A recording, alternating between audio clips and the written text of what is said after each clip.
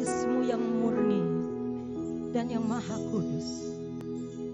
Itulah yang membuat atau berkarya dalam hidup kami, merubah karakter kami dari yang tidak baik menjadi baik. Itulah karya Roh Kudus yang murni. Itulah karya-Mu yang luar biasa atas gereja-Mu Tuhan. Lady Katanalabara Shikanalabara, cry the Lord. Karena Engkau sementara mempersiapkan kami Tuhan. Bukan sekedar menjadi satu umat yang duduk-duduk saja, tapi menjadi satu umat yang melayani Engkau Tuhan. Di mana kami harus menjadi imam dan raja Tuhan. Imam bagi Engkau Tuhan, kami melayani-Mu. Haleluya. Dan kami menjadi raja-raja untuk menaklukkan segala permasalahan-permasalahan hidup kami. Untuk kami berkemenangan dan lebih dari pemenang Tuhan. Luar biasa kekuatan firman dan Roh-Mu yang Kau berikan bagi kami. Untuk membentuk hidup kami menjadi mulia di hadapan-Mu. Terima kasih Tuhan. Kami percaya Engkau telah persiapkan hamba-Mu. Perkataan-perkataan-Mu Engkau telah taruhkan atas hamba-Mu. Oleh sebab itu Tuhan, biar kami semua telinga yang mendengar, baik di dalam gedung ini maupun di luar gedung ini, sampai di mana suara-Mu Tuhan, firman-Mu sampai Tuhan. Biar Roh-Mu berkarya, menghidupkan firman-Mu Tuhan. Terima kasih, segala kekuatan tipu muslihat roh jahat, atau paradigma kami manusia akan membatasi Engkau bekerja dalam kebenaran firman-Mu. Kami taklukkan, kami hancurkan semuanya di dalam nama Tuhan Yesus Kristus. Dalam nama Tuhan Yesus Kristus. Darah Yesus yang berkuasa. Sehingga ada mujizat. Sehingga ada kuasa bekerja. Kesembuhan terjadi.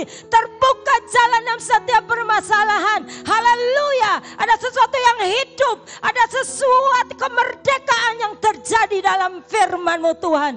Dalam kami mendengar firman-Mu. Terima kasih Tuhan. Kami terima firman-Mu hanya di dalam nama Tuhan Yesus Kristus. Haleluya. Amin.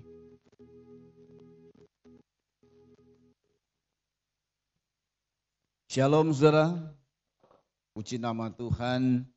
Kesempatan dari Tuhan dalam kebaktian besar. Sebuah perayaan besar. Ada 3 perayaan dari Israel. Pertama adalah Paskah. Kedua ini perayaan Pentakosta. Dan ketiga Pondok Daun-Daunan saudara ya. Ini perayaan besar yang dirayakan dengan sukacita. Perayaan besar yang dirayakan dengan luar biasa, celebrate.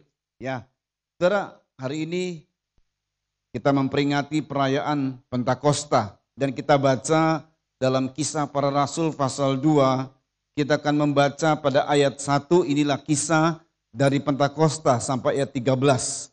Ya, saya ingin mengajak saudara membaca.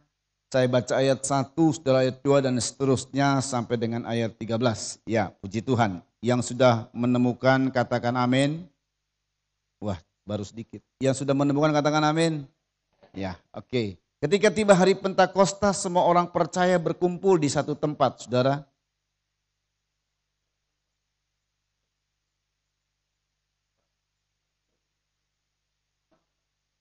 Dan tampaklah kepada mereka lidah-lidah seperti nyala api yang bertebaran dan hinggap pada mereka masing-masing.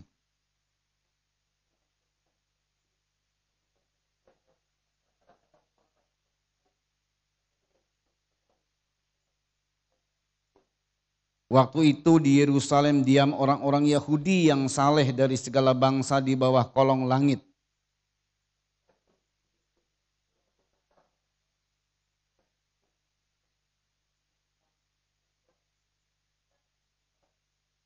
Mereka semua tercengang-cengang dan heran lalu berkata, bukankah mereka semua yang berkata-kata itu orang Galilea?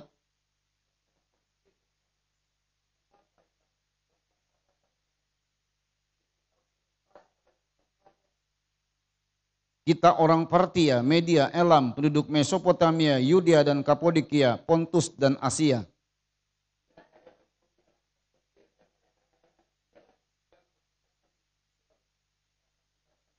baik orang Yahudi maupun penganut agama Yahudi, orang Kreta dan orang Arab. Kita mendengar mereka berkata-kata dalam bahasa kita sendiri tentang perbuatan-perbuatan besar yang dilakukan Allah.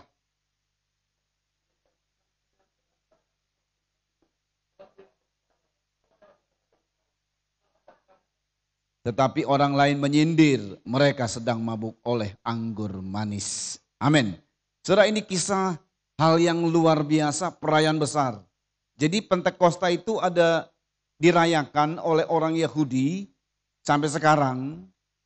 Pentakosta itu ada artinya secara harfiah hari ke-50. Jadi kalau kita hitung sejak kebangkitan Yesus, nanti saudara iseng-iseng hitung, itu sampai sekarang itu 50 hari saudara. Dalam perayaan Yahudi disebutnya dengan 7 minggu, perayaan 7 minggu, 7 kali 7, 49. Nah, hari besoknya atau 50 harinya itu dirayakan. Makanya disebut hari ke-50. Angka 50 ini dimulai dengan Pentakosta, kemudian dari hari menjadi tahun. Jadi 50 tahun Yobel. Jadi ini satu, kalau Tuhan itu selalu membawa dari perkara kecil dulu, perkara hari. Kalau kita menang di perkara hari, kita akan mengalami perkara tahun, di mana kalau kita sudah merasakan kemenangan di hari-hari, maka kita akan mengalami tahun Yobel. Tahun Yobel itu tahun kebebasan, tahun pelepasan, luar biasa saudara. Oke, itu perjanjian lama saudara, di mana perayaan ini adalah panen besar dan mempersembahkan hulu hasil atau buah sulung. Nah itu Pentakosta. Dalam perjanjian baru, cuman Tuhan mempaskan, menempatkan waktunya, momennya ditempatkan dengan hari raya Pentakosta. Karena Tuhan gak boleh meleset untuk menggenapi semua pekerjaannya dengan hari-hari yang telah ditetapkan dalam Taurat. Jadi dia menggenapkan. Jadi tadi saya bilang ada 3 hari, 3 perayaan. 1 Paskah sudah digenapkan, Yesus mati di kayu salib. 2, Pentakosta digenapkan di mana Roh Kudus dicurahkan sehingga menghasilkan buah sulung, murid-murid. Lalu kemudian dari murid-murid ini Petrus berkhotbah, 3.000 orang bertobat. Nah, saudara ya, lalu kemudian hari raya yang terakhir Pondok Daun, nanti kita rayakan itu saat Tuhan datang. Jadi sebelum datangnya Tuhan, kita harus berada di seperti perayaan Pondok Daun itu berada di pondok-pondok. Artinya tidak lagi terikat dengan hal-hal yang berkaitan dengan duniawi. Saudara. Sebab kalau Tuhan Yesus mau datang nih, lalu kita berkaitan dengan hal yang duniawi, kita nggak dirapture, nggak diangkat, nggak disingkirkan. Itu hari raya Pondok Daun. Saudara ya, oke, kita bahasnya hari raya Pentakosta. Saya ulang, ini hari raya dengan sukacita. Mari semua kita bersukacita, amin saudara. Ayo beri kemuliaan bagi Tuhan, kita bersukacita. Ya, ekspresikan dulu sukacita kita ya. Karena kita ini akan memasuki satu hari raya dan kita akan merayakannya. Bukan sekedar merayakan tapi merasakannya. Nah saudara dengar baik saudara. Hari raya Pentakosta ini karena ini adalah hari besar. Biasanya kalau ada peristiwa besar itu pasti akan ada kronologis kisahnya. Nah itu perlu saudara untuk diketahui.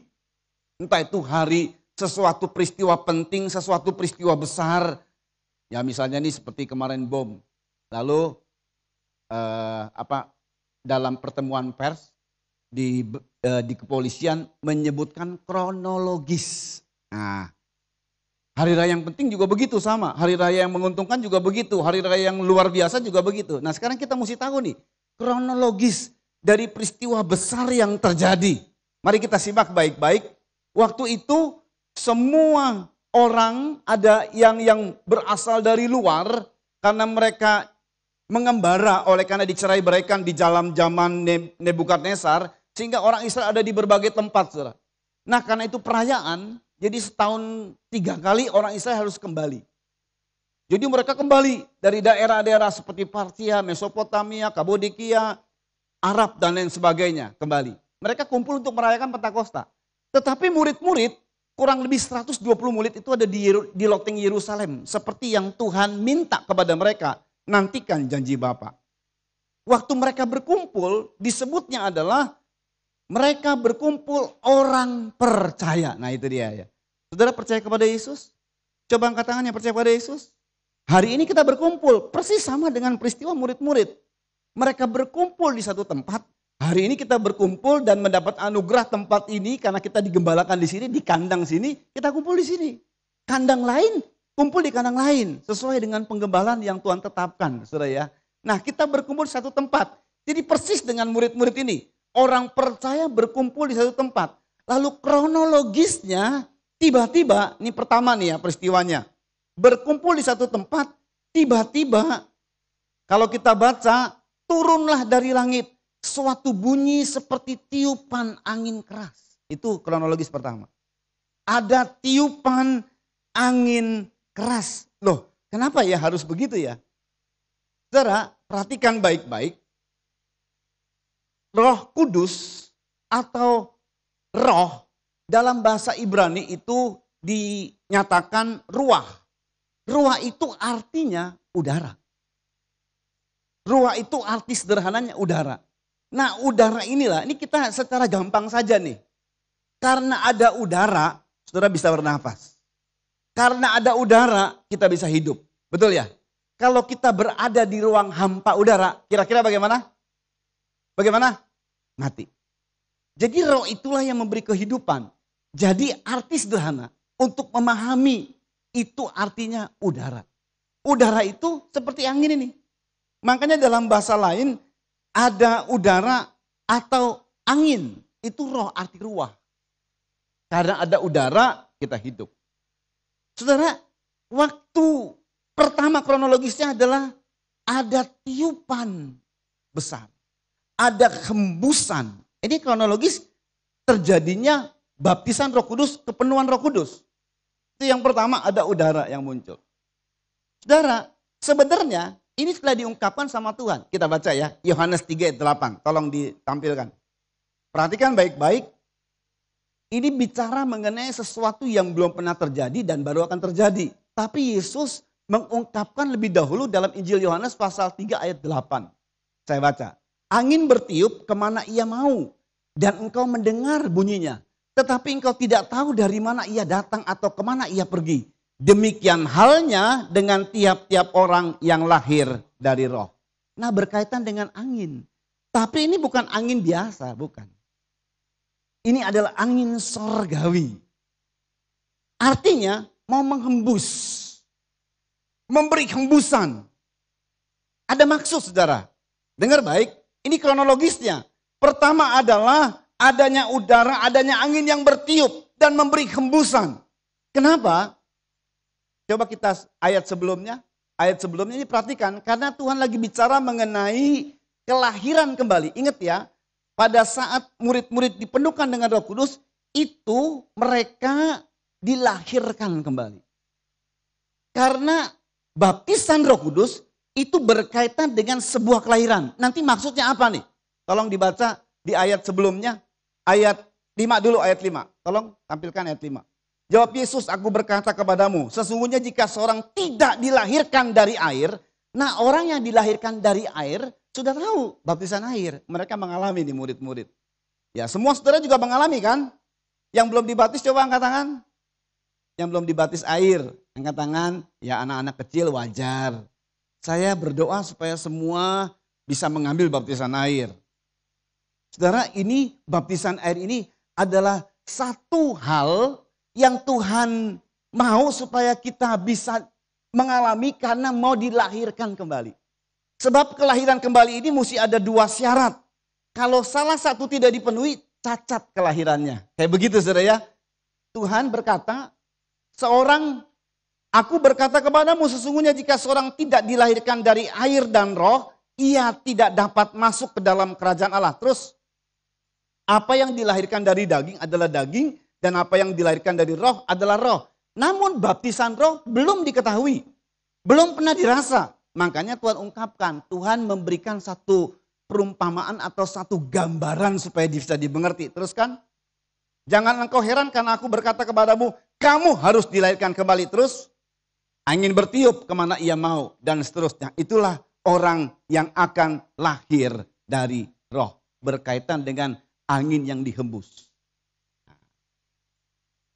Perhatikan, ini maksud Tuhan itu nanti kita lihat. Jadi kita ini kadang tujuan utamanya apa kita nggak ngerti. Maksud Tuhan dilahirkan kembali. Makanya saya beritahu saudara ya. Contoh saya punya anak. Coba Shena bangkit. Hari ini saya bersama dengan anak saya dan istri saudara ya. Ini Shena, ini anak sulung saya. Ya puji Tuhan. Nah saudara, ya silakan duduk. Shena ini dilahirkan dari rahim istri saya. Dan Shena ini anak yang sah dari saya. Kenapa? Karena dia anak kandung. Kita diangkat anak memang sama Tuhan. Tapi bukan anak adopsi. Kalau anak adopsi, maaf kalau kita punya anak angkat, biarpun kita ambil dari bayi, tetap orang akan berkata ini bukan anak sah, anak kandung. Betul ya? Dicek DNA-nya pasti keliru. Pasti beda. Betul saudara ya? Tapi kalau anak kandung, nah beginilah aturan anak kandung. Hukum manapun tidak akan bisa menggugat. Kalau seandainya ada orang kaya, dia punya harta, dia punya warisan, dan dia mati mendadak. Dia belum buat warisan segala apapun, surat warisan, tiba-tiba dia mati mendadak. Hukum akan menentukan hartanya jatuh secara otomatis kepada siapa? Anak kandung. Perhatikan baik-baik, Yesus punya sorga. Allah punya kerajaan sorga. Dan kita anak-anaknya pasti berhak waris sorga. Amin. Amin saudara. Nah itu sebabnya Tuhan mau ada proses kelahiran kembali. Dan prosesnya itu kelahiran kembali dari air, baptisan air dan baptisan roh. Tujuannya supaya kita menjadi anak-anak sah Allah, anak kandung Allah. Amin. Mengerti ini? Dan apa tujuan utamanya? Dengar baik, mari kita simak dulu dalam Kisah Rasul pasal 2. Ini ungkapan Petrus pada saat ada respon, mereka ini mabuk anggur. Ya saudara ya, lalu Petrus berdiri, ini Petrus setelah dipenuhkan dengan Roh Kudus, dibaptis dengan Roh Kudus, dia menjadi lahir kembali dan menjadi ciptaan baru. Makanya yang tadinya Petrus menyangkal Yesus, dia begitu berani, ada hal yang baru dalam dirinya, betul-betul baru. Gak pernah Petrus tampil di muka umum karena dia sudah takut dan sembunyi. Tapi hari itu dia menjadi ciptaan baru. Dia berani berkhotbah di hadapan banyak orang. Salah satu khotbahnya, isinya dia bisa menyatakan satu hal yang luar biasa tanpa belajar. Kalau kita lihat Petrus tuh gak pernah belajar berkhotbah, saudara. Yesus gak pernah mengajak murid-murid lalu berkhotbah. Yuk kamu yang khotbah ya. Gak pernah. Tapi ini secara otomatis, spontan kata-kata keluar dari mulut Petrus. Sampai dalam satu poin juga dalam Kisah Rasul waktu mereka ditangkap. Mereka berkata nih yang menangkap. Ini orang-orang tidak terpelajar sebenarnya. Tapi kok mereka berkata-kata dengan berani. Dan kata-katanya itu mengandung makna. Mengandung sesuatu yang penuh kuasa. Bisa mempengaruhi orang. Nah, itu menjadi takut mereka. Inilah adanya pekerjaan Roh Kudus. Sehingga Petrus menjadi ciptaan baru. Tetapi Petrus mengungkapkan, karena disindir, ini mabuk anggur nih. Nah Petrus menerangkan. Kita baca pasal 2 ayat 17. Kata Petrus atau ayat 16. Tetapi itulah yang difirmankan Allah dengan perantaraan Nabi Yoel. Akan terjadi pada hari-hari terakhir. Demikianlah firman Allah. Bahwa aku akan mencurahkan rohku ke atas semua manusia. Saya ulang ya. Ke atas semua manusia. Ayat tidak berkata, aku akan mencurahkan rohku ke atas umatku. Tidak. Ini ke atas semua manusia. Sebenarnya semua manusia itu bisa menerima Roh Kudus. Karena Roh Kudus telah dicurahkan. Cuman kita yang merespon. Makanya tadi yang menerima Roh Kudus itu adalah orang yang percaya. Kita yang percaya. Amin. Amin saudara. Sebenarnya kalau ada orang, entah dia mau agama apa, nggak peduli. Mau lapisan masyarakat apa, mau status ekonominya apa, nggak peduli nih kalau Roh Kudus. Siapapun siapapun dia orangnya, asal percaya pada Yesus, bisa menerima Roh Kudus. Serius saudara. Kami pernah mendoakan orang-orang yang non-Kristen. Karena memang minta didoakan. Lah, kalau dalam doa itu pasti karena non-Kristen, saya tanya, Anda mau percaya Yesus enggak? Nanti urusan dia ke gereja itu nanti bukan urusan saya. Sebab yang menyelamatkan bukan gereja, tapi percaya kepada Yesus Kristus. Jadi saya tanya, ya percaya, ya kita doa. Entah doanya sebetulnya bukan doa kepenuhan Roh Kudus, kadang-kadang ada doa minta tolong saya dilepaskan dong karena saya punya ikatan, karena saya ke dukun, dukunnya udah mati, ini masih ada susuknya atau apa begitu. Ya saya sebagai hamba Tuhan siapa saja. Bahkan saudara, rekan kami tim di Jakarta, ini ada namanya yayasan pengasuh baby sister. Jadi diambil dari kampung-kampung untuk dididik jadi baby sister. Cuman ya ada yang punya ilmu segala macam, jadi banyak kerasukan nih. Panggillah rekan kami, tim kami saudara ya. Saya tidak ikut itu, karena sudah kami multiplikasi. Sehingga terjadi pelepasan dan sebagainya dari mereka. Ini banyak kerasukan. Nah itu, dalam kerasukan itu mereka dituntut untuk percaya kepada Yesus. Tapi waktu kerasukan setelah kita diusir, mereka mulai sadar, mereka disebut ini. Sebab kalau kamu tidak menyebut nama ini, kamu nanti kerasukan lagi. Oh jadi sebut ya. Ikut kami ya, aku percaya Yesus Kristus adalah Tuhan dan Juru Selamat. Nah sejak itu saudara, kemudian berbahasa roh. Nah ada yang bertobat. Ini yang babysitter maupun pembantu-pembantu bertobat dan ke gereja. Ya bayangkan saudara ya. Saudara jadi juga bukan untuk satu denominasi. Kita memang gereja sidang Pantekosta Indonesia. Lalu apakah hanya untuk kita saja? Tidak.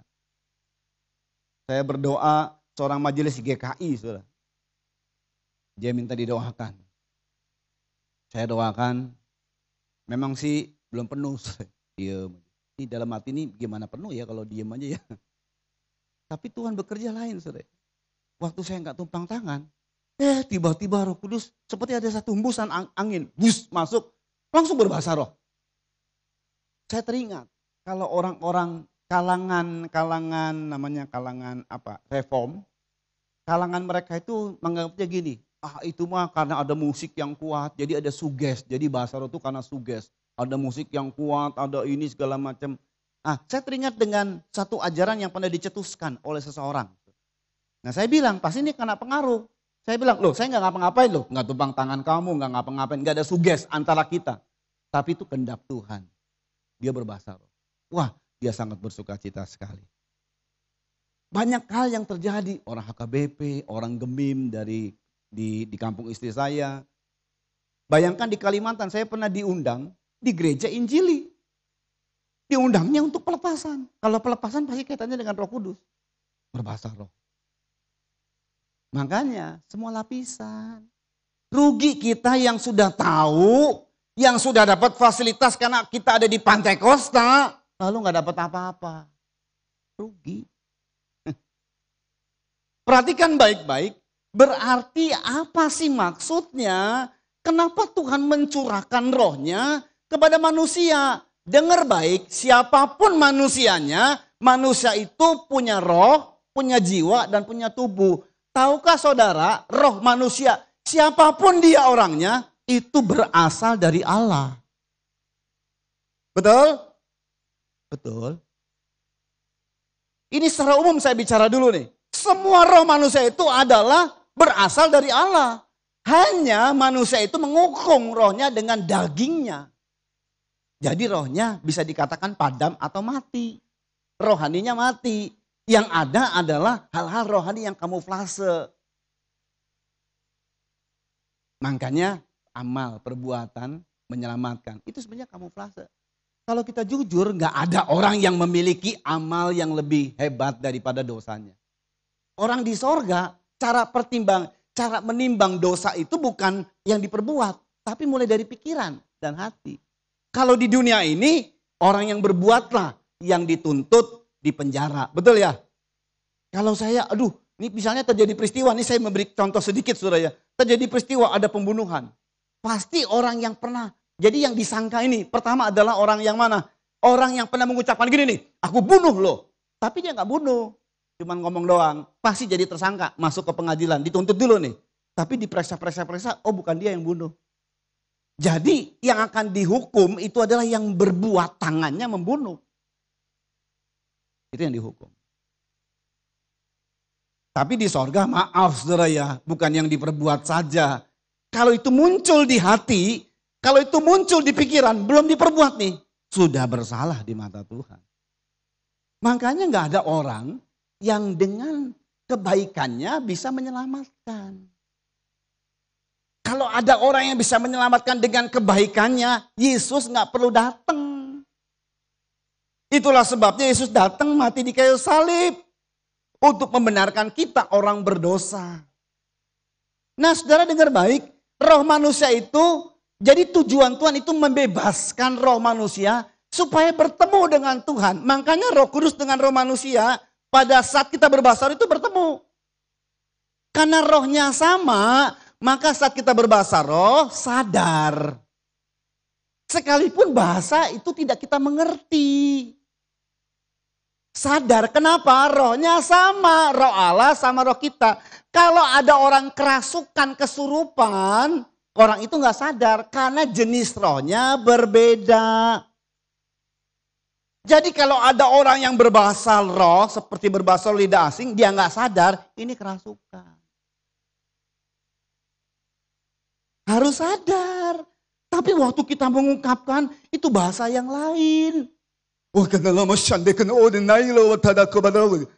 kayak begitu saudara. Saya sadar saya di gereja. Saya enggak lagi blank itu. Enggak, sadar sepenuh. Karena itu adalah Roh Kudus dengan roh kita. Makanya di ayat berkata roh Allah dengan roh kita itu bersaksi bersama-sama. Terhubung dan berkomunikasi.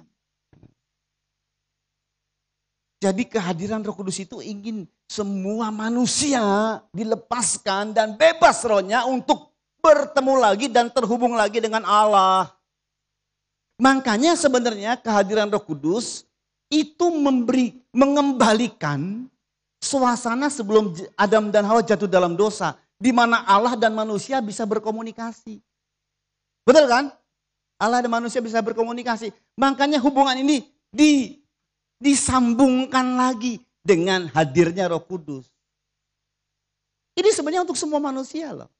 Itulah sebabnya pada saat terjadinya ciptaan, makanya nih ya, Roh Kudus itu hadir bukan sekedar pada berbahasa roh saja, bukan hanya itu saja. Jadi jangan berhenti di situ. Karena masih ada hal yang lain. Tujuan utamanya adalah terjadi ciptaan baru. Yang lama sudah berlalu, yang baru jadi. Makanya waktu Tuhan ciptakan manusia, kita ulang. Karena kita tahu tapi perlu kita ulang. Kejadian pasal 2. Tuhan menciptakan manusia itu bagaimana? Kita tahu tapi kita perlu ulang untuk bisa memahami. Kejadian pasal 2 nanti ada maksud yang lebih kuat lagi saudara ya. Haleluya. Supaya kita bisa memahami ini. Hal ini kita bisa pahami saudara ya. Dalam Kejadian pasal 2 ayat 7 tolong ya. Kejadian pasal 2 ayat 7 saya baca. Ketika itulah Tuhan Allah membentuk manusia itu dari debu tanah. Perhatikan. Dan menghembuskan nafas hidup ke dalam hidungnya. Demikianlah manusia itu menjadi makhluk yang hidup. Ada hembusan. Makanya pada saat Roh Kudus dicurahkan, kronologis pertama urutannya ada tiupan angin hembusan. Ini karena mau menciptakan kembali atau melahirkan kembali 120 murid menjadi orang-orang yang lahir kembali sebagai anak-anak Allah. Wow, ini tujuan Tuhan. Kita menjadi sah anak-anak Allah. Jadi mohon camkan baik-baik. Tidak semua orang Kristen diakui oleh Tuhan sebagai anak. Cuman orang Kristen yang mengalami proses kelahiran dari air dan roh itu. Saya tidak menyampaikan ungkapan saya, tapi saya hanya bicara tentang Roh Kudus. Bicara tentang firman Tuhan. Back to Bible. Seperti itu memang. Memang sih, perhatikan ya. Kalau ada orang ya, dia mengandung nih. Itu sudah anak memang. Tapi belum lahir. Tetap anak ya. Kandungan juga tetap anak kan. Betul ya. Kalau ibu masih, ada ibu yang mengandung di sini. Itu dia sudah punya anak. Cuman masih dalam kandungan. Tapi kalau lahir kan itu ya masa mau dikandung puluhan tahun nggak mungkin dong. Bisa mati tuh anak. Lahir dari air dan roh. Kalau kita anak saya itu lahir dari kandungan, dari rahim ibu. Makanya rahim Allah itu adalah baptisan air dan baptisan roh. Luar biasa sekali. Saudara dengar baik. Padahal penuh Roh Kudus itu memang mudah. Udah ditetapkan sama Tuhan. Orang percaya berkumpul. Kita percaya. Kita kumpul. Mudah sekali sebenarnya. Tapi kalau itu tidak terjadi, mari kita lihat urutannya. Kenapa ya? Nah, pertama adalah Tuhan mau menciptakan kita lahir kembali. Respon tangkep ini. Ya, saya mau dilahirkan kembali. Karena saya mau menjadi anak Allah yang sah. Itu waris sorga loh. Anak Allah yang sah, kita tadi nyanyi Tuhan itu hebat. Kita anaknya loh. Asik banget, kita juga hebat. Kita juga memiliki kuasa yang dahsyat. Ya, puji Tuhan. Nah, saudara perhatikan, itu urutan pertama. Urutan kedua, nah ini dia menarik sekali saudara ya. Urutan kedua adalah setelah adanya hembusan, maksudnya memang supaya terjadi ada ciptaan. Urutan kedua tampak lidah api. Setelah tampak lidah api, jadi yang nampak itu lidah api. Lalu mereka hinggap pada murid-murid. Sehingga mereka dalam bahasa kita ini saudara ya, dipenuhi Roh Kudus dan berbahasa roh. Ini bahasa kita. Tetapi dalam bahasa Inggris sangat tepat sekali. Mari saya akan baca kalau ada King James bahasa Inggris dibaca di Kisah Rasul pasal 2 ayat 3 sampai 4. And there appeared unto them cloven tongues like as of fire, and it set upon each of them, and they were all filled with the Holy Ghost, and began to speak with other tongues. Jadi nampak lidah api, begitu masuk ke manusia, bukan matanya yang kedip-kedip. Bukan tubuhnya yang goncang-goncang. Bukan. Tapi lidahnya, jadi saya ulang lagi nih, tampak lidah api, begitu masuk ke manusia, sasarannya ya lidah. Lidah, cocoknya di lidah. Makanya orang yang dipenuhkan Roh Kudus itu mutlak tandanya berbahasa lidah. Berbahasa roh.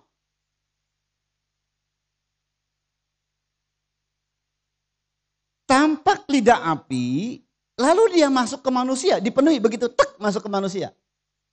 Yang bergerak itu bukan tubuhnya yang bergoncang-goncang. Goncang-goncang, oh saya sudah penuh Roh Kudus. Enggak. Dia masuk, dia sasarannya lidah. Nah saudara itu mulai diawali dengan adanya hembusan tadi. Jadi ada hembusan, sebenarnya hembusan itu kalau yang nampak secara visi ya, nampak itu secara roh, lidah api. Masuknya ke lidah, sasarannya lidah. Namun sebenarnya Roh Kudus itu dia waktu menghinggapi, sasarannya kemudian ke hati. Hal-hal yang gak beres dibakar sama dia, karena lidahnya api. Karena apa yang berasal dari mulut, berasalnya dari mana? Hati, makanya sasarannya ke hati yang pertama. Itu sumber dari apa yang terucap di mulut. Makanya dia akan membereskan hatimu. Kalau hati yang belum beres, ya iya dia gak akan terus ngalir. Enggak, berhenti nanti. Kita lah yang menghentikan dia. Kita sih orang percaya. Roh Kudus sudah dalam hatimu memang sudah ada. Tapi belum memenuhkan. Tapi kalau yang sudah berbahasa roh, dia sudah penuh. Tampak lidah api, sasarannya ke lidah. Makanya orang yang berbahasa roh itulah yang disebut dibaptis Roh Kudus atau lahir. Namun prosesnya ini dengar baik saudara. Prosesnya adalah dengar baik. Jadi waktu pas lidah itu saudara dia mengarah kepada hati, dibereskan hati kita. Lalu kemudian dia mengungkapkan. Nah awalnya ribuan orang kami doakan. Itu awalnya adalah seperti terjadi getaran di hati. Karena ada hembusan. Ini saya bukan main-main, bukan. Memang Roh Kudus dalam diri saya yang sudah ada, saya tinggal ngebuka keran saja. Nanti kita lihat nih ayatnya. Ngebuka keran, karena Roh Kudus itu mengalir terus. Tidak pernah berhenti Roh Kudus mengalir. Kalau kita buka hati, dia terus mengalir. Makanya saya tinggal ngebuka keran saja. Tapi biasanya dimulai dari itu dibuka hatinya. Ingat Paulus pernah berkata begini, aku mau berdoa dengan bagaimana nih? Dengan akal budiku apa dengan rohku? Kalau berdoa dengan akal budi begini, Bapak dalam sorga, terima kasih Tuhan Yesus karena Engkau telah menyertai kami. Akal budi kita yang mengucapkan kata-kata dan mengatur kata-kata. Tapi kalau berdoa dengan roh, itu kalau saya, kalau yang lain misalnya itu saya. Lalu yang lain jangan dipikirkan bagaimana berbahasa roh seperti apa. Kok lucu ya? Nggak usah dipikirin. Kalau saudara pikirin berarti engkau menggunakan akal budimu. Akal budi berjalan, ya roh pasif. Kalau roh mau berjalan, akal budi dipasifkan dulu. Diloskan lebih tepatnya, hati diloskan. Bahasa lidah. Jadi tampaklah lidah, tapi kena sasarannya ke lidah.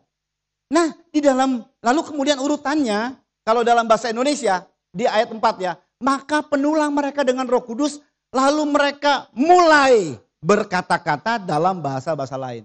Kata mulai itu dalam bahasa Ibrani, dalam bahasa Greka adalah artinya arkomhi, yang artinya to be the first to do anything.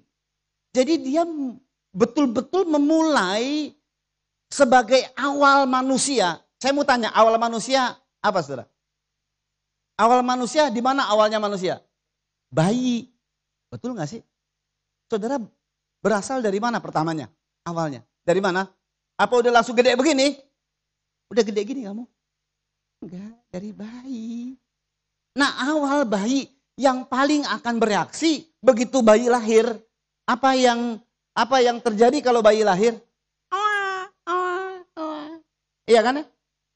Apa ada yang bayi lahir ini baru pertama kali lahir? Ada enggak? Saudara punya anak atau tetangga atau kita dengar berita begitu lahir? Ada? Ajaib nih bayi, ajaib. Atau bayi lahir. Begitu lahir, mami, Allah, ini bayi ajaib ini. Semuanya, Nah itu adalah tanda yang pertama karena ada hembusan. Karena ingat ya, Roh Kudus hadir, dicurahkan, itu adalah tujuannya terjadi kelahiran kembali. Makanya pada saat bayi lahir yang bahasanya bahasa bayi, sehari 2 hari masih sebulan, padahal dia suaranya ya, tegit semut, tetap lapar. Loh iya serius tanya sama ibu-ibu, aus. Dia nggak bisa ngomong aus, mami aus. Masih sebulan 2 bulan nggak bisa. Nah mulai terus dia belajar bahasa. Karena itu disebut bigen. Dalam bahasa kita tuh mulai berkata-kata, dalam bahasa Greka artinya pertama kali mengerjakan sesuatu. Baru pertama kali. Nah karena ini dikaitkan dengan kelahiran kembali. Menjadi bayi yang kemudian dia mulai berkata-kata, mulai berbicara. Saudara tahu nggak? Waktu bayi mulai berbicara, pertama lafalnya nggak ngerti kita. Dia lagi ngomong itu. Kita naon iya teh. Bahasa Jerman. Apa ya ini? Saya suka perhatiin kalau bayi sekitar berapa tahun ya? Setahun kali ya? Setahun kurang kali ya? Itu lagi belajar, kita mau ketawa ngekek ya. Bayinya apa terus? Dia diem aja malu gitu. Kira-kira ada yang begitu gak? Enggak. Bayi mah bodoh amat lu mau ketawa kayak mau enggak. Gua tetap aja sih. Nah orang bahasa roh itu pertamanya gitu saudara. Dari getar terus mungkin orang sebelahnya sih ketawain. Makanya saudara nih sayangi gini ya. Kita ini baru lahir dalam rohani kita. Tapi jasmani kita udah gede kayak begini. Jadi punya perasaan apa? Malu. Udah naon iya. Apa ya ini? Opo iki? Langsung diem dah. Salah. Kadang gak dilosin. Nah dari mulai ada kata-kata gimana nggak tahu saya. Itu mah bukan dari kita, Roh Kudus. Kita ngalir aja. Saya dulu juga begitu. Dari udah getar. Lama-lama dia mengucap. Cuman kalau saya waktu pas penuh Roh Kudus, begitu bergetar, terus berkata sepatah dua patah kata, terus langsung berapa menit kemudian, terus terucap, terus tambah terucap. Nah, sama kayak begitu. Cuman dengar baik, bukan pendeta yang ngajarin. Ini kan namanya bayi yang lagi belajar bahasa. Tapi bukan pendeta yang ngajarin, sebab ada pelajaran begini, ada ajaran begini, didoain sama pendeta. Ikuti saya ya, kelamaan. Ayo ikuti saya, kelamaan. Dia sudah kelamaan. Udah penuh Roh Kudus. Lo ada lo ajaran itu. Itu dalam list saya dicoret. Keleru. Karena yang ngajar ini adalah orang tua. Orang tua kita siapa? Roh Kudus. Jadi nggak boleh diajarin oleh siapapun. Itu berasal dari hati. Berbahasa roh. Setelah itu nanti baru mengucap bahasa-bahasa yang baru. Sesuai dengan Roh Kudus apa yang diinginkan.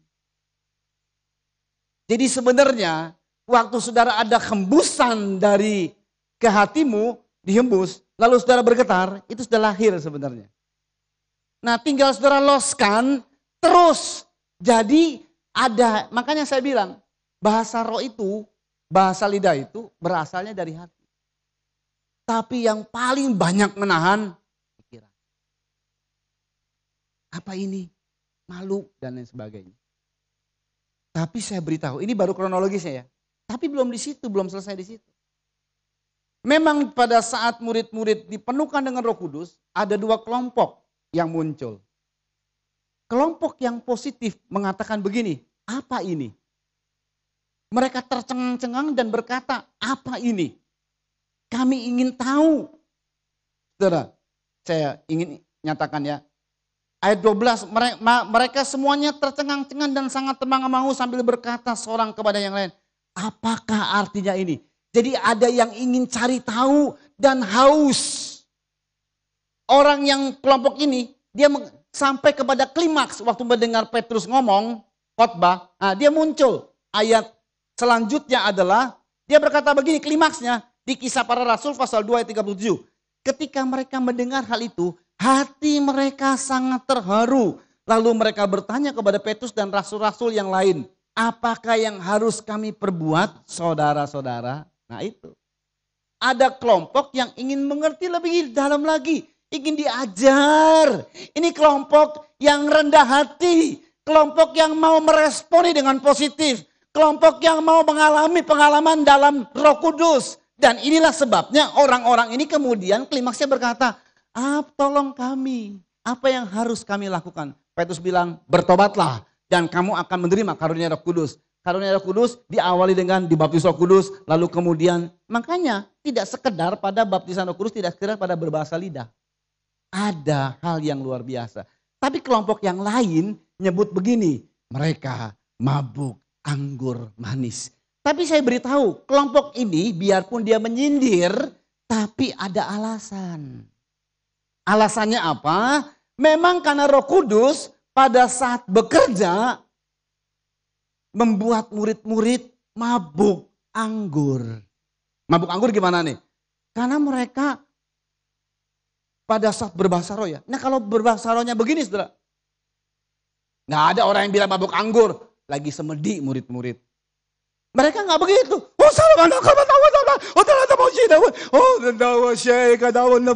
Nah yang lain mungkin ada yang nari. Mungkin ada yang jingkrak-jingkrak. Dan itu suaranya keras. Sama seperti tadi kan saya bilang. Kalau bayi lagi belajar bahasa. Apa suaranya pelan? Halo, saudara punya bayi apa suaranya pelan? Saudara bawa ke gereja bayimu di tengah-tengah. Nanti kalau dia lagi ngomong. Bodoh teuing, mau ada orang banyak, mau ada pendeta. Bodoh teuing, dia teriak. Bodoh teuing. Ini betul memang. Dia akan suaranya keras. Makanya kalau orang yang pertama kali berbahasa roh, memang harus suaranya keras. Saudara nggak akan pernah penuh Roh Kudus kalau saudara begini. Tinggal tahu lagi jatuh. Nggak akan penuh Roh Kudus. Mesti haus dulu. Oh Tuhan, haleluya, haleluya. Oke, lalu kemudian perhatikan baik-baik karena klimaks, karena ada tiga pekerjaan roh. Nah ini nih yang kita harus pahami. Satu, roh, karena ini tadi saya bilang ada kaitannya dengan anggur. Karena mereka memang seperti mabuk anggur. Saudara. Itulah sebabnya kita sering menyanyikan kan ya. Roh Kudus tercurah di tempat ini. Urapannya yang ajaib. Memulihkan umatnya. Roh Kudus tercurah bagi gerejanya. Membangkitkan umat pilihannya. Hari ini harinya Tuhan. Saat pembebasan kita. Belenggu dosa telah dipatahkan. Mari bersorak bagi Dia. Anggur baru tercurah. Minyak baru tercurah. Loh ada dua tuh. Anggur itu siapa? Anggur baru siapa? Roh Kudus. Minyak? Roh Kudus. Bingung nih. Kita yang mana ya? Pilih anggur atau minyak? Inilah pekerjaan Roh Kudus ada 3. Waktu dia pertama muncul dan kita baru pertama berbahasa roh. Roh Kudus bekerja sebagai air. Yohanes pasal 7. Tepat karena nanti kita akan melihat. Saya ingin supaya saudara itu mengalami pengalaman bersama dengan Roh Kudus klimaks. Klimaksnya di minyak. Pertama sebagai air. Yohanes pasal 7 ayat 37 dimulai.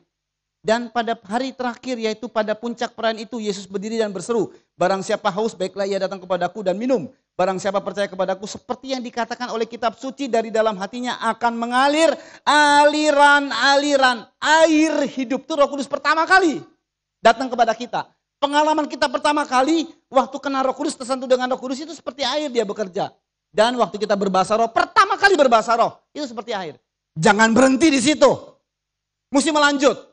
Nah, nanti saya akan ungkapkan lagi ya. Yang dimaksudkannya ialah roh yang akan diterima oleh mereka yang percaya kepadanya. Sebab roh itu belum datang karena Yesus belum dimuliakan. Setelah Yesus naik ke sorga, dia curahkan Roh Kudus. 120 murid pertama kali berbahasa roh, itu kerjanya seperti air. Mulai berkata-kata dalam bahasa roh. Selanjutnya, kalau di keadaan murid itu meningkat. 3 ini nggak ada jeda.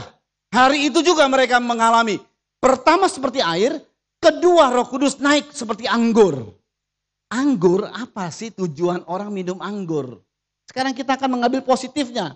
Karena Roh Kudus itu kerjanya seperti anggur. Pekerjaan Roh Kudus seperti anggur. Pernah ngalami enggak? Sebenarnya sih pernah kita ngalami. Sekarang kita mengertinya ini loh. Roh Kudus itu bekerja seperti anggur. Kita lihat. Sekarang kalau orang ingin seperti anggur, itu bagaimana sih? Anggur itu untuk apa sih? Kita baca ya dalam Amsal pasal 31 ayat 6 sampai 7. Kita lihatnya yang positif. Karena Roh Kudusnya bekerja seperti anggur. Ini bukan anggur duniawi, saudara. Cuman fungsi Roh Kudus seperti anggur itu akan membuat orang, karena orang butuh. Orang ini butuh. Semua kita sebenarnya butuh. Butuh apa? Kita baca. Amsal 31 ayat 6 sampai 7. Berikanlah minuman keras itu kepada orang yang akan binasa. Kita lewatkan karena kita ngambil yang positif.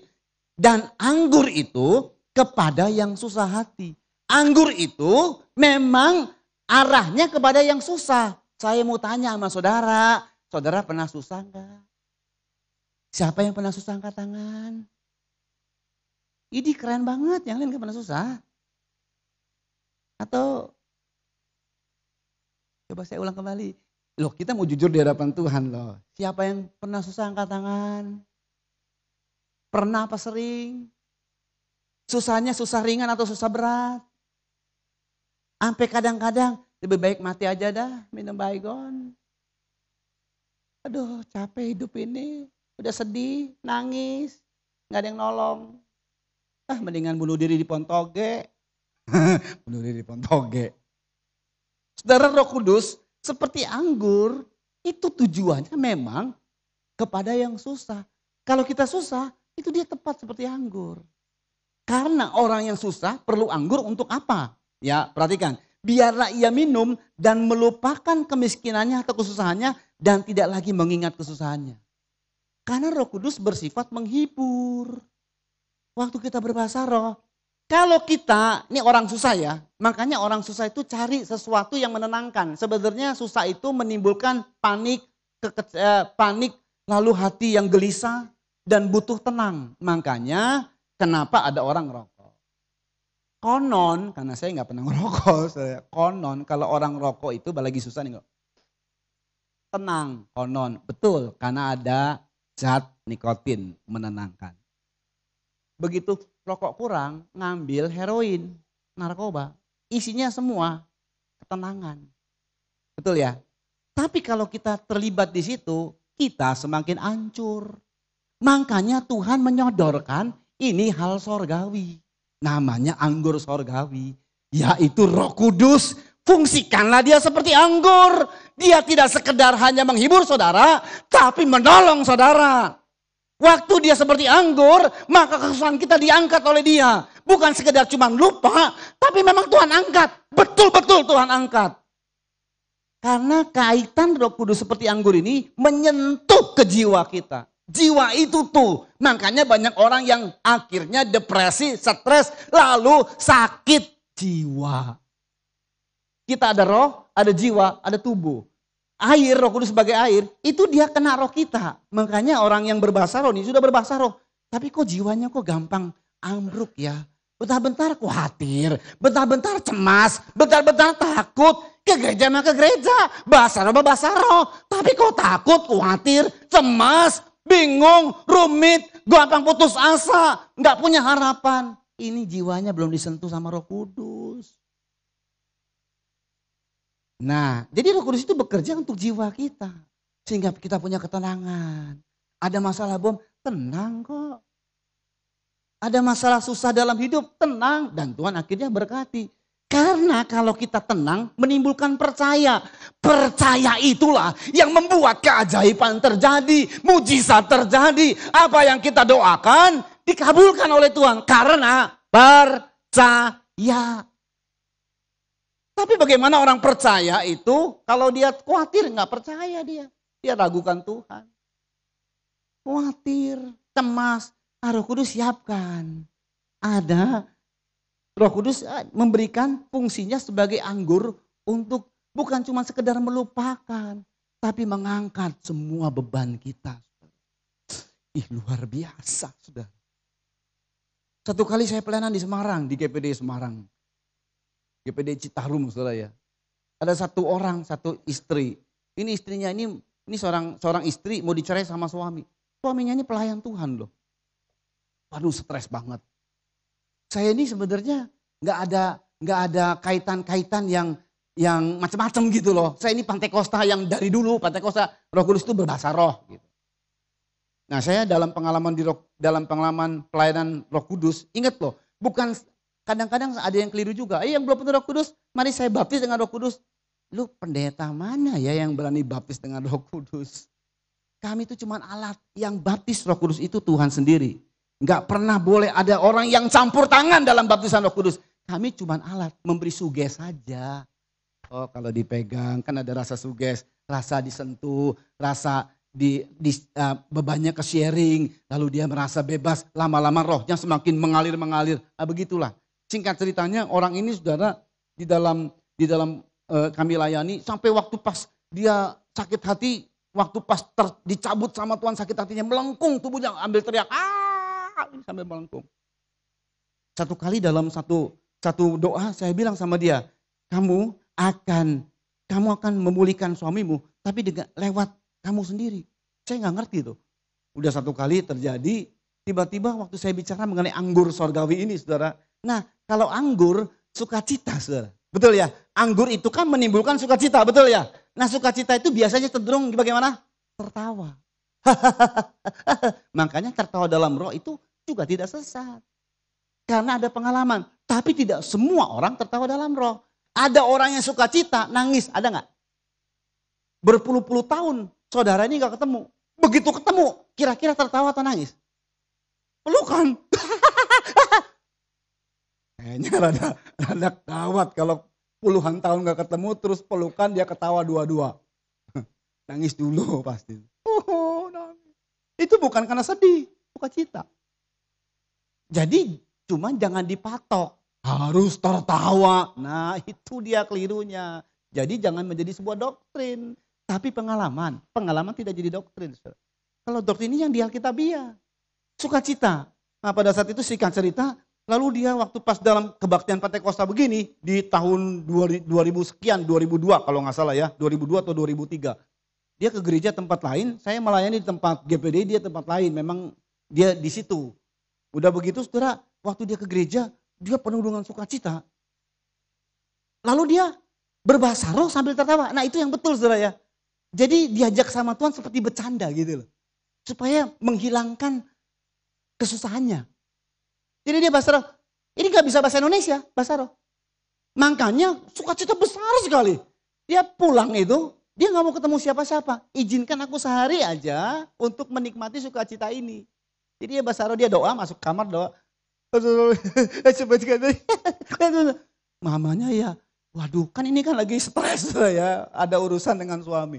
Anak gua stres nih katanya, saya ditelepon. Harun tolong dong, ini anak saya kok ketawa terus ya. Ya saya juga bingung saudara. Oke saya datang deh, saya datang, saya tanya. Nah makanya saya bilang kalau Roh Kudus pasti dia sadar. Dia berbahasa roh, dia mau ketawa apa sadar dia. Saya panggil namanya, nengok dia, oh sadar. Lalu saya bilang, oke. Tadi siapa yang khotbah? Tujuannya supaya terjadi komunikasi. Masih bahasa roh dia. Saya bilang, tenang, kamu bisa bahasa Indonesia. Ya, tenang. Siapa yang khotbah? Isinya apa tadi khotbahnya? Saya sengaja komunikasi supaya dia ngomong gitu ya. Betul dia, truk dia ngomong. Tadi yang khotbah, kalau nggak salah nanya Pak Pendeta Petrus segala macam ini khotbahnya gini-gini. Nah sejak itulah saya tertawa. Saya tuh pengen sehari saja, jangan diganggu maksudnya. Cuman saya bilang, ya nggak usah begitu. Ini sudah bagian kita. Jadi kalau kamu ingin sukacita, ayo intim aja sama Bapak. Kita sukacita kok. Mama papamu bingung. Terus berhenti. Lalu terjadi mulai pemulihan. Suaminya kembali. Sekarang keluarga ini dipakai sama Tuhan. Saudara. Saya tidak sebut namanya, mungkin kenal. Luar biasa. Nah habis anggur, nah ini yang paling hebat. Inilah paling puncak pekerjaan Roh Kudus. Minyak. Minyak itu mengurapi. Nah kalau tadi roh, kita ada roh, ada jiwa, ada tubuh. Makanya kadang-kadang hal yang rohani. Misalnya ada firman Tuhan, ini kan hal rohani. Kok gak nyata ya? Kita disampaikan nubuat, kamu pasti berhasil. Kok gak berhasil ya? Rasanya kejasmaninya kok gak nampak, gak berdampak ya. Itu perlu minyak. Ingat ya, Roh Kudus itu bekerja untuk kita. Pertama adalah air, membebaskan roh kita. Sehingga kita berbahasa roh, bebas. Kedua, anggur. Tuhan tahu kita ini penuh susah. Sebelum penuh Roh Kudus juga susah, sesudah penuh Roh Kudus juga masih ada hal-hal yang harus kita hadapi. Betul ya? Nah, Roh Kudus mau jadi anggur untuk kita melupakan bahkan mengangkat. Karena Tuhan mengangkat kesusahan kita lalu turut campur. Menolong kita. Nah ketiga, minyak. Minyak itu saudara, memang kalau di dalam perjanjian lama dicurahkan minyak. Waktu Daud dicurahkan minyak, dia gembala 2-3 ekor domba. Waktu dicurahkan minyak, jadi naik derajatnya. Jadi jenderal dia. Karena dia bisa kalahkan Goliat. Ya betul, urapan itu akan mendatangkan saudara naik derajatmu. Usahanya naik, itu berarti kena urapan dari Tuhan. Makanya, bagaimana sih supaya dapat minyak? Ya los berbahasa rohnya, ikuti Roh Kudus saja. Itu Tuhan mau bangun komunikasi kita dengan Tuhan kan dalam bahasa roh. Allah itu roh. Gini loh saudara, dengar baik. Saya nggak akan pernah punya sahabat orang Rusia. Karena saya nggak bisa bahasa Rusia. Betul ya? Betul saudara ya? Saya nggak akan pernah punya sahabat orang Arab. Karena saya nggak bisa bahasa Arab. Saya bisa punya sahabat orang Indonesia. Karena saya bisa bahasa Indonesia. Betul ya? Betul ya? Jadi persahabatan itu saling curhat dan saling dekat itu kalau satu bahasa. Saudara ingin dekat sama Tuhan? Tuhan berkata Allah adalah roh. Makanya untuk lebih akrab dengan dia, bahasa roh.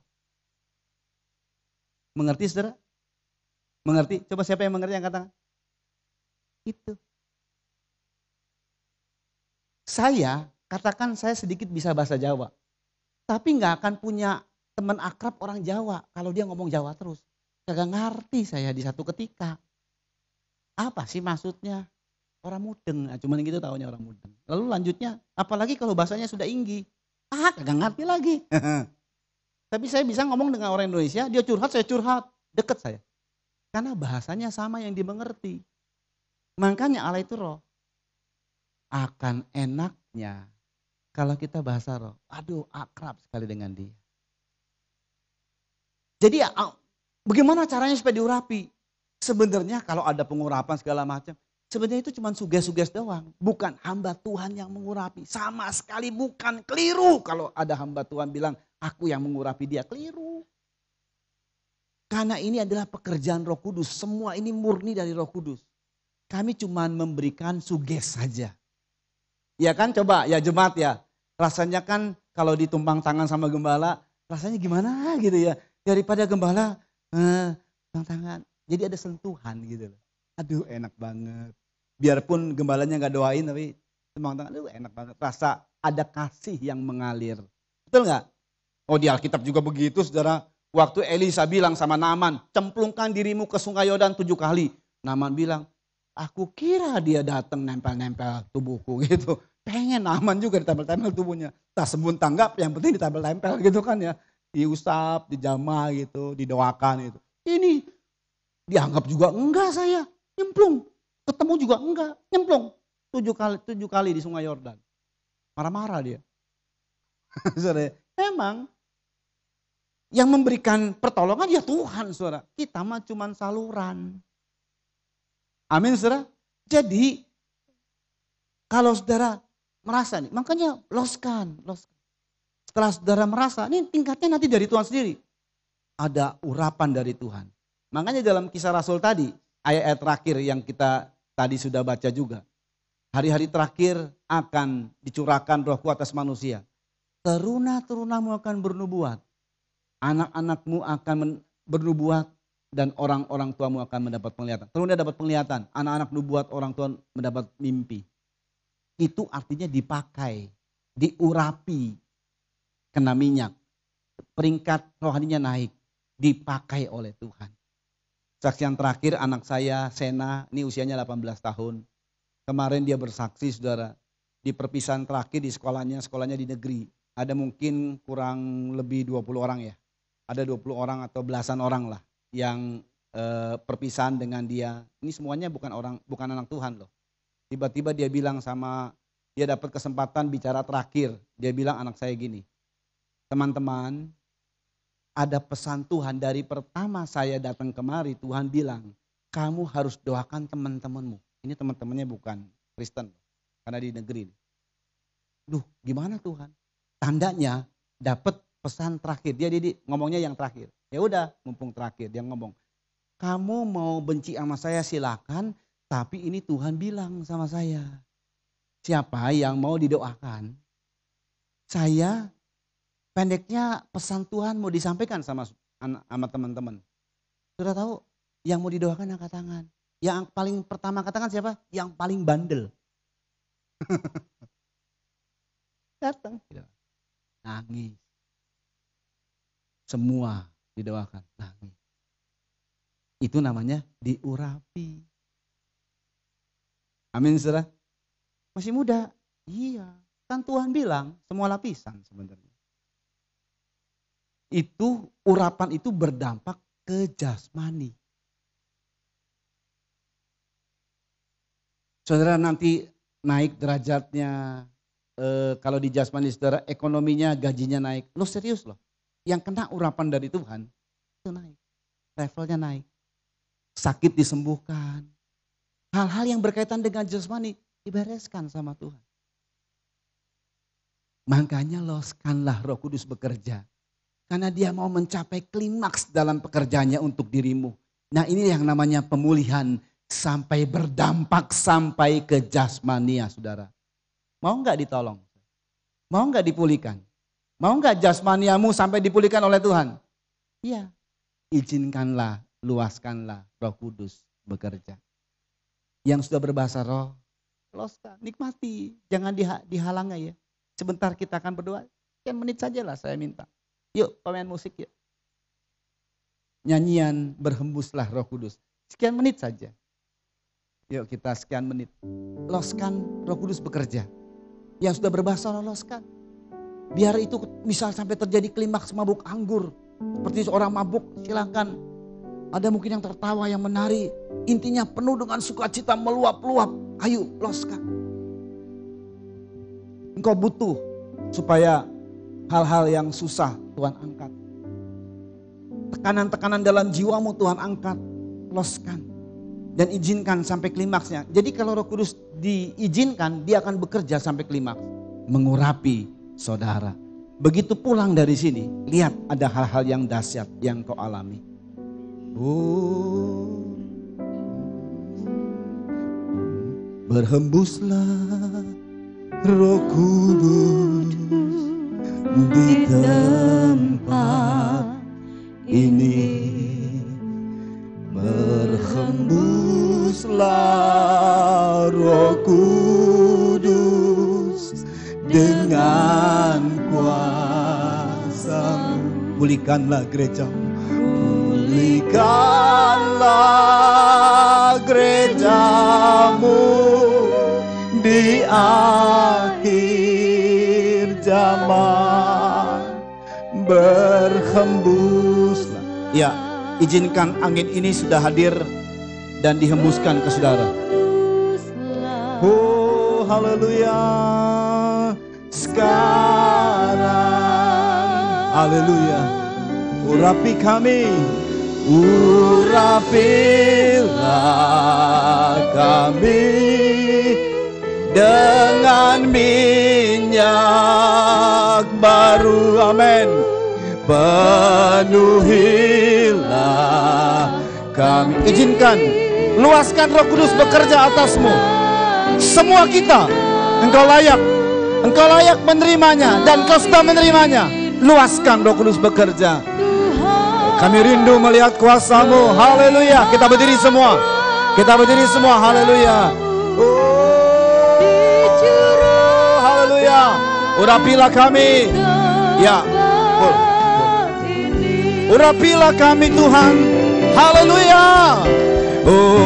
Urapilah kami. Amin. Haleluya. Adhokanalama sande etroilar. Oh, haleluya. Yes. Adhokanalama troi kanairo. Oh, dakanashe. Haleluya. Amin. Haleluya. Kami rindu.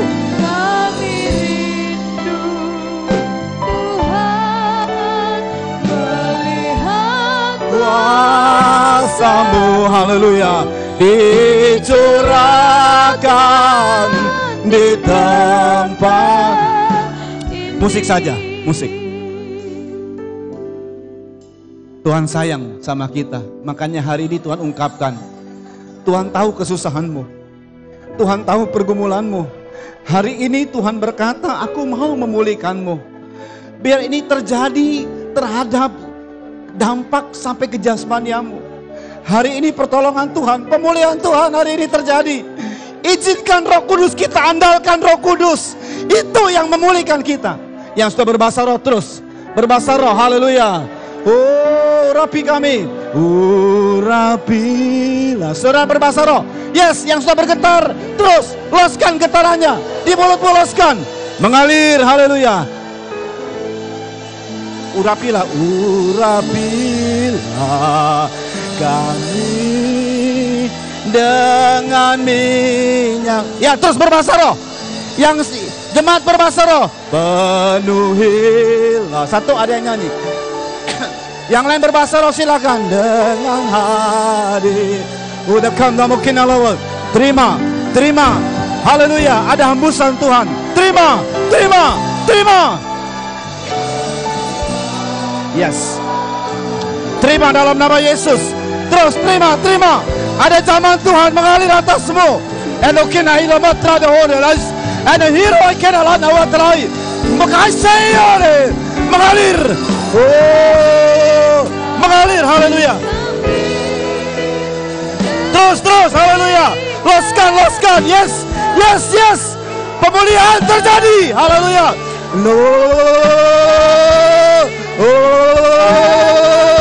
Haleluya, haleluya, haleluya, haleluya, mengalir, haleluya. Oh, dekam nama saya, itu originalnya. Tuhan ada kira lawase. Oh, daripada kira, haleluya, haleluya. Oh, haleluya, haleluya. Menyembah, menyembah, menyembah, menyembah. Semua menyembah. Oh, menyembah semua. Singir menyembah. Berbahasa roh, semua berbahasa roh. Haleluya, menyembah, menyembah. Oh, tekan itu ada kira lawase. Ndokin air, ndokan alam madre. Terus berbahasa roh, terus berbahasa roh. Yes, yes. Oh, haleluya, haleluya, haleluya. Yes, yes, yes, haleluya. Pemulihan, pemulihan, pemulihan, pemulihan terjadi. Pemulihan, pemulihan terjadi. Pemulihan, pemulihan. Urapan-Mu Tuhan atas kami. Haleluya. Oh, dekam nama kau dalam wajah, adokan dalam watrane kau dalam, ndawene nasare kau dalam. Haleluya, haleluya, terus, terus, yes, yes, yes, haleluya, terus, haleluya. Edokan naira watrane kau dalam dasi, haleluya, yes. Oh, nahan atana watrane kau dalam watro, haleluya. Oh, kenina waridasi, terima kasih Tuhan. Oh, dekam domo kidair, nuhun atli, diknaur das tak kenaluri dir, dokrina watrader.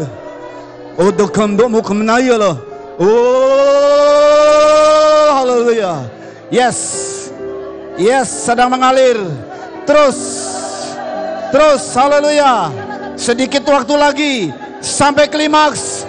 Loskan, loskan Roh Kudus, loskan. Dia mau mengerjakan pemulihan bagimu, mau mengerjakan hal yang dahsyat dan mengurapimu. Loskan, haleluya. Terbuka hatimu, buka hatimu, haleluya. Oh,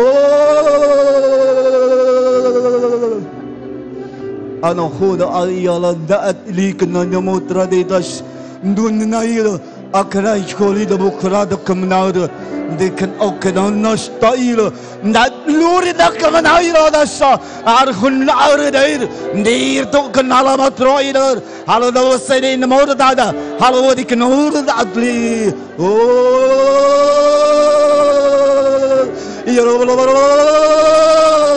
yes, say koreraira. I don't know about that moon and near that's mengalir kuasa-Mu. Terima kasih Tuhan. Tuhan berkata, sekalipun engkau berada dan rasanya tidak ada harapan, Aku ada selalu menyertaimu. Oh, aku tahu yang kau pikirkan dan pergumulkan. Air matamu aku tampung dalam kirbatku. Hari ini pemulihan bagimu. Aku janjikan ini, kata Tuhan.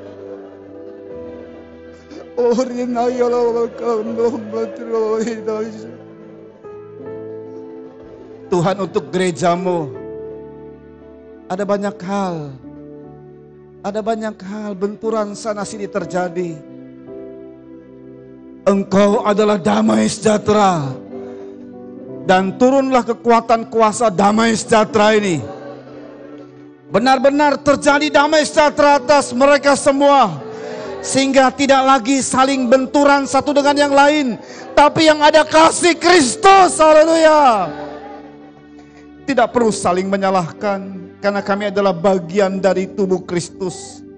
Kami adalah tubuh Kristus. Terima kasih Tuhan. Luar biasa Engkau Tuhan. Bapa yang baik. Sungguh bersyukur untuk kehadiran-Mu. Dan seterusnya kami akan rasakan bahkan sampai di rumah. Sampai di tempat kerjaan kami. Kekuatan baru dari Tuhan.